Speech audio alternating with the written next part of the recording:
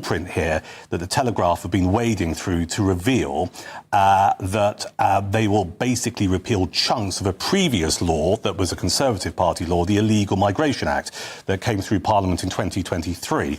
The two key points of this is that Act included a provision which meant that almost anyone who entered the country illegally was ineligible, for settled status and ultimately citizenship, so they couldn't become a citizen of this country.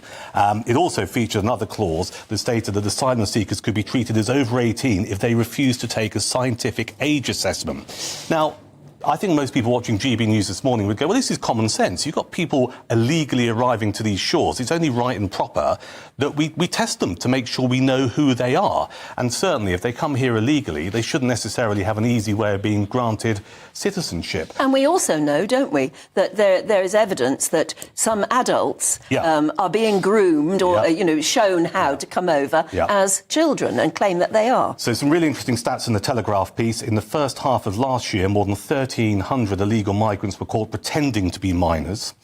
Those arrivals who are classified as under 18s are given school places and housed by local councils. So what we're seeing here is this idea that we don't test them. What happens elsewhere, just to give it some background and context, in other European countries, including France and Germany, they use medical tests to help determine the ages of young asylum seekers.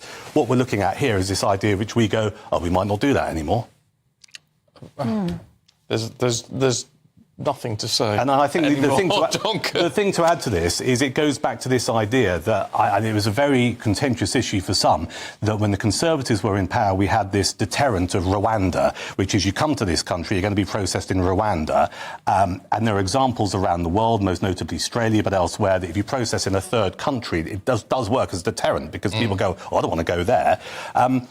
We don't have that deterrent anymore, and this piece in the Telegraph rather suggests that we're going further down this route of making it more attractive to come to this country. It would appear so. Duncan, we've got to leave it there. Thank you. I'm slightly lost for words just with it all, because it's just, when we know, even in the papers yesterday, Tony Blair, love him or hate him, saying, you don't just bring in ID cards because immigration's the big issue and it will help. And then they announced this, which seems to be saying they're going a bit softer on immigration.